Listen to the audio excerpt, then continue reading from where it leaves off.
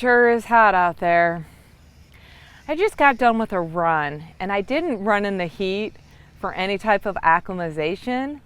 I just ran in the heat because it was the best time of day for me to run.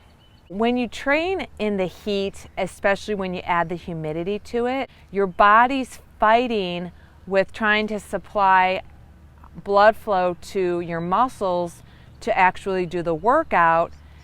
It's fighting with supplying blood flow to the skin to cool the body off. So when you are implementing any heat acclimatization, if executed properly, some of the benefits are increased blood volume. You'll improve cooling by having an earlier and increased sweat rate. Your rate of perceived effort is going to, over time, be less at a given intensity. And then I think the most obvious one, at least for me, is you'll gain a little bit of confidence to handle the conditions that you're going to face as you perform in an event.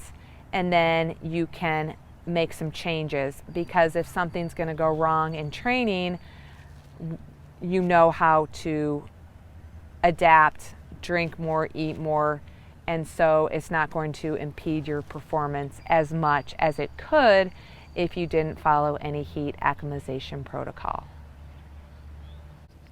Now today I want to share some guidelines to help you get heat acclimated.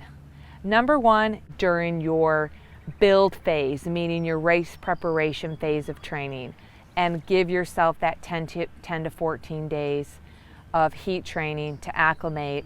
And I would do that, maybe right before your taper period. But just saying I'm going out in the heat one day now and then, and you label it as heat acclimatization, by definition, that's not what it is. Going out one day in the heat, it's just like I did. It was the best time of day for me to run, and it happened to be in the hottest part of the day. Number two, don't do it during a key speed intensity interval type of session. You want to make sure when you are doing your acclimatization heat workouts to do it when you're in the kind of like an aerobic zone type of workout. And speaking of zones, number three, you want to make sure you're running, riding, or whatever activity you're doing. Use the rate of perceived effort scale to gauge your intensity level, because training in the heat is going to increase your heart rate, so heart rate's not necessarily the best gauge to know if you're in the correct zone. And more than likely, your pace is going to be slower in whatever sport you're doing due to the heat. So it will slow you down. That's why you don't want to try to nail an intense session in the hottest part of the day as you're trying to acclimate. You want to save those key sessions so when you're fresh and cool and hydrated, so you actually nail the planned pace, heart rate, or power that you're trying to achieve that day. Sometimes if you live in a climate that doesn't allow it to get super hot, one way to acclimate to the heat is to go out on, again, the warmest day or the hottest day that you have, and wear an extra layer of clothes to increase that thermal effect. And or sometimes people talk about sauna protocols, sitting in a sauna. I'm not the expert on that. I just want to mention it, but I don't want to talk about heat acclimatization in a sauna. It's just another method out there to acclimate to the hotter conditions. I've already said don't compromise key sessions.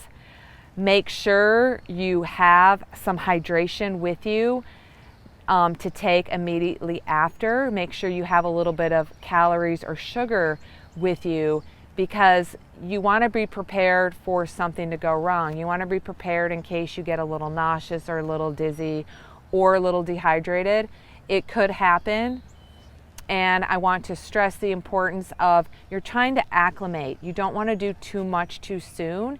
You just want to maybe start with a few minutes or a few miles, see how you do, and then over the course of the 10 to 14 days, you start adding a little bit more volume or time or whatever it is that you're trying to accomplish, however long you're trying to accomplish.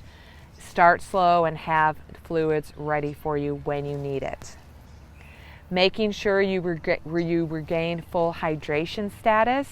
And the way you can do that is you can weigh yourself before the session in the heat and then weigh yourself after, and that's a way to get your sweat rate, see how much fluid you lost during the course of that hotter session, and make sure you consume fluids, because if you lose a few pounds in an hour workout, you must know, and I hope you know, that those few pounds are not fat weight, it's actually water weight, and you want to make sure you replenish that water weight immediately so you can recover, and that'll only enhance the next day's workout for you.